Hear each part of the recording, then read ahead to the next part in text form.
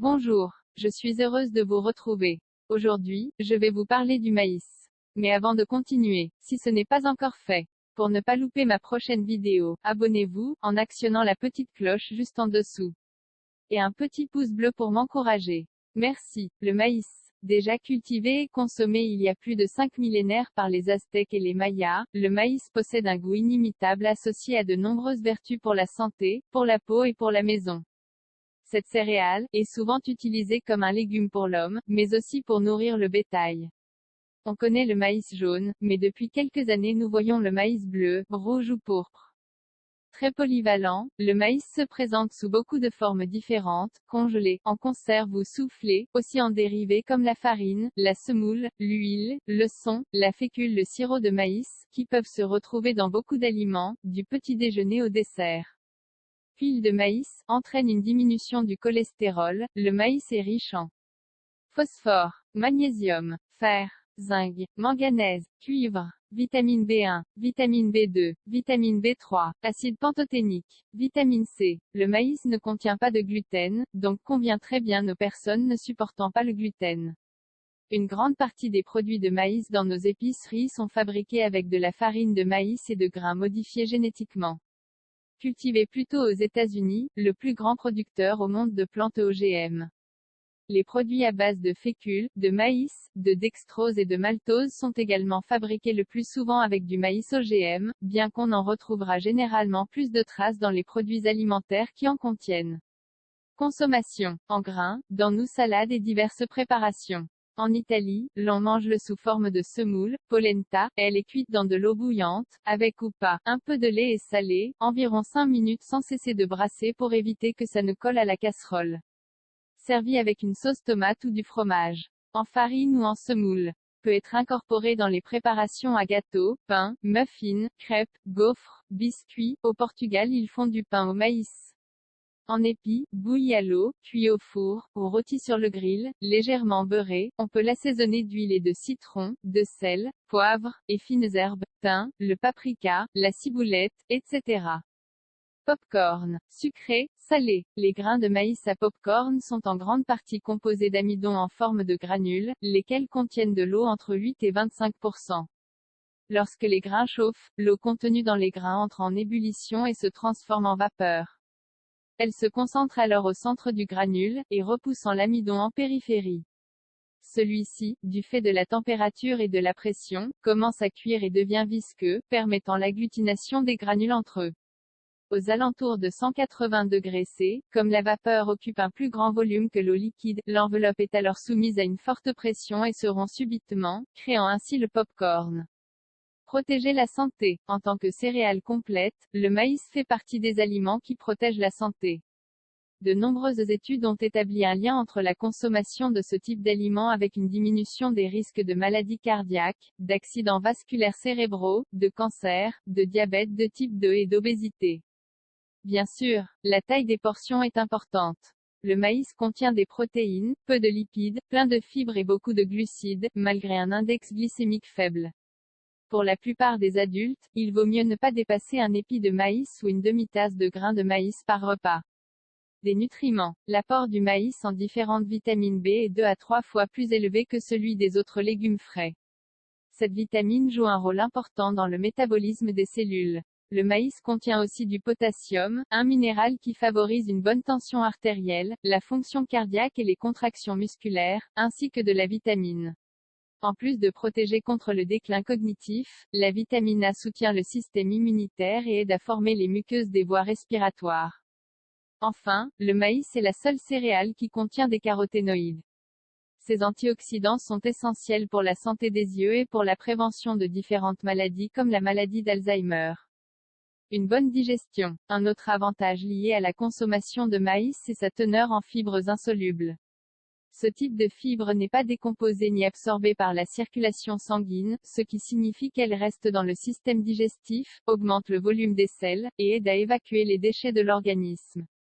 Résultat, moins de constipation, un risque réduit d'hémorroïdes, ainsi que de cancer du côlon. Les fibres du maïs aident aussi à mieux gérer son poids en augmentant les sensations de satiété après le repas.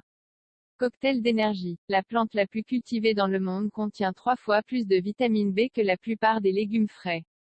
Elle est aussi connue pour son fort apport en vitamine A, stimulateur du système immunitaire et perfecteur de peau, de vue et des gencives. Diurétique naturel. Riche en potassium, le maïs favorise l'élimination des toxines. Dans la lutte contre les calculs, la goutte, les coliques ou la cystite, rien ne l'égalise. Antioxydants. Comme la plupart des légumes, l'épi jaune est riche en antioxydants. Rien d'étonnant alors que sa consommation réduise les risques de maladies cardiovasculaires ou encore de certains types de maladies liées au vieillissement comme les rhumatismes et l'arthrose. Allié anti-cholestérol. Le maïs, comme le radis, contient une grande quantité d'acides gras insaturés, polyinsaturés et monoinsaturés. Grâce à ces acides gras insaturés, le mauvais cholestérol, LDL, disparaît pour ne laisser place qu'au bon cholestérol, HDL.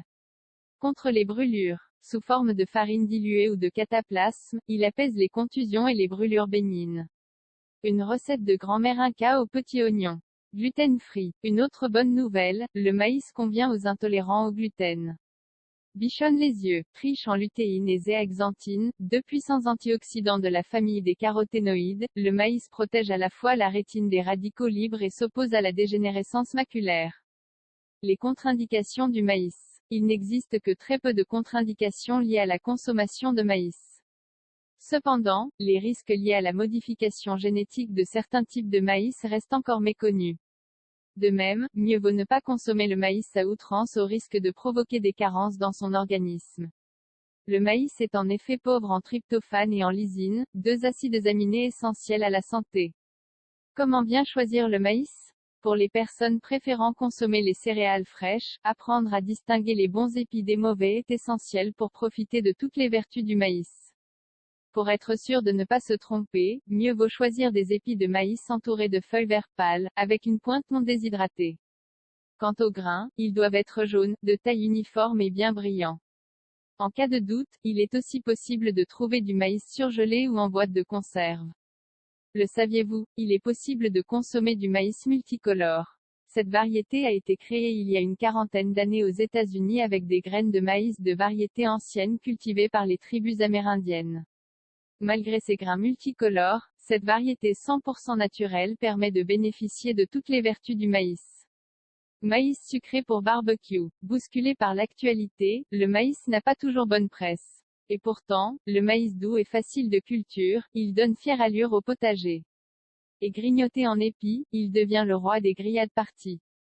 Le cultiver, c'est l'adopter. Mode de culture. Contrairement à certaines idées reçues, le maïs n'est pas une culture difficile si l'on respecte ses quelques exigences. À savoir un seul meuble, de la nourriture et de l'eau en quantité suffisante. Car c'est un spécimen gourmand. Mais une fois ces paramètres réunis, il s'accommode de presque tout type de sol. Pour une récolte réussie, il est conseillé de faire germer les grains de maïs en godet, à raison de 3 ou 4 graines par pot, mélangées avec du simple terreau de semis, c'est-à-dire fin et drainant, et agrémenté d'un peu de compost pour pallier les futurs besoins nutritifs. Lorsque la plante devient suffisamment vigoureuse, il est temps de la mettre en pleine terre et veillant à apporter une fumure de fond dans le trou de plantation. Commence alors la poussée, période de croissance pendant laquelle le maïs forme son épi. Elle doit être particulièrement surveillée, car les besoins en eau y sont accrus, l'arrosage déterminera la qualité de l'épi ainsi que la grosseur des grains. C'est à ce moment-là également qu'il faut biner le pied de maïs, mais sans jamais s'approcher trop près de sa base. Et surtout, s'assurer que le paillage soit toujours en quantité suffisamment importante. L'épi de maïs est fin prêt à être consommé lorsque les soies commencent à brunir, soit plus de 100 jours après semis. Quelle place au potager? Étant donné la forme tout en hauteur du maïs dont la tige monte souvent à plus de 2 m, il est intéressant de l'utiliser en bordure de potager. Il délimite ainsi les espaces de culture et suivant son orientation au soleil, peut aussi apporter un peu d'ombre salvatrice à quelques légumes sensibles comme les laitues ou les choux. La fécondation du maïs reste en revanche indispensable à l'obtention de bons et gros épis. Et plus les spécimens sont nombreux et plus les chances de fécondation se révèlent importantes. Plusieurs rangées de maïs valent donc mieux qu'une. Elles doivent être espacées de 80 à 100 cm et chaque plant être distant de 20 cm. On peut également profiter de la solidité de sa tige pour tutorer d'autres plantes avec lesquelles le maïs cohabite à merveille comme les haricots à rames. Pour une optimisation totale de l'espace, des pieds de courgettes ou courges sont les bienvenus comme tapis de sol. Ils apporteront encore un peu plus de fraîcheur au maïs. Afin d'obtenir une récolte abondante tout l'été, il est fortement conseillé aux gourmands d'échelonner les semis entre avril et juin. Voilà, c'est fini pour aujourd'hui, j'espère que vous avez aimé mes explications, je serai heureuse de vous retrouver pour vous parler d'un autre légume, un fruit, une herbe, un arbre, ou une fleur. En attendant, je vous dis à bientôt et portez-vous bien.